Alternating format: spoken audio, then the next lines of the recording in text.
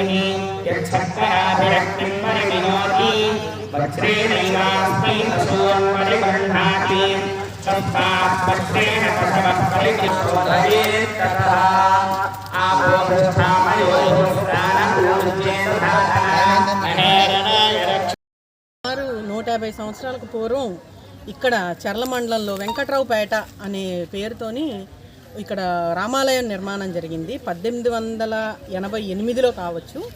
So ముత్యాల వెంకటస్వామి గారికి కల్లోకి వచ్చి శ్రీరామచంద్రుల వారు ఇక్కడ గుడి కట్టండి అని చెప్పడంతో ఆయన మామూలుగా చూసి వద్దాం అని అనుకునే ఆయన ఇక్కడ గుడి ముహూర్తం చేసి ఆ రోజు నాకు చెక్క కొయ్య బొమ్మలు తెచ్చి రాముల వారి రూపంలో పెట్టి గుడి నిర్మాణం చేశారు.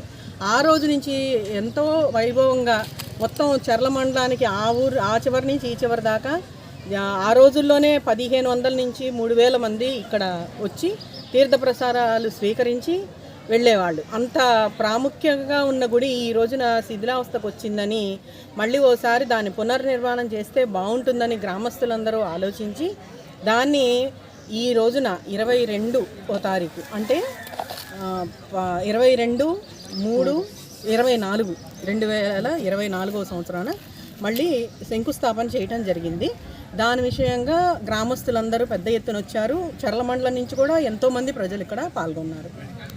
ముత్యాల మా తాతగారు వాళ్ళ తాతగారు అంటే ముత్యాల వెంకటస్వామి గారు 150 సంవత్సరాల క్రితం రాముల వారు స్వయంగా రాముల వారు లక్ష్మణుల వారు అదే మారువేషం అంటే వేరే రూపంలో వచ్చి స్వయంగా ఇక్కడ మనకి గుడి కట్టమని చెప్పారంట రాముల కల్లోకి వచ్చి.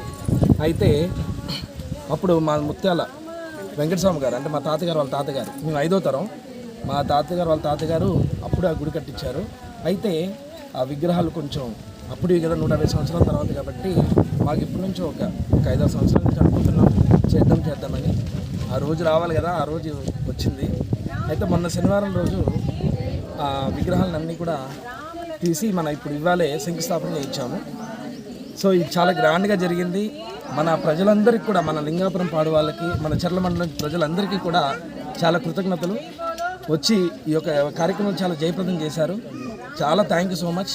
అయితే ఈ గుడి కూడా స్టార్ట్ చేసాం ఆల్రెడీ.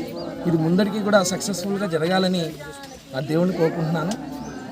ఆ రాముల వారు, ఆ ఆంజనేయ స్వామి వారు, ఆ ఇద్దరు కూడా ఆ దయ మొత్తం మనకి సహకరించి ఈ యొక్క కార్యక్రమం జయప్రదంగా ఉండాలని కోరుకుంటున్నాను. మళ్ళీ కళ్యాణోత్సవం పూర్తి అయిపోవాలి. అది మా పెద్ద నాగేశ్వరరావు గారు ఈయన 4వ తరం,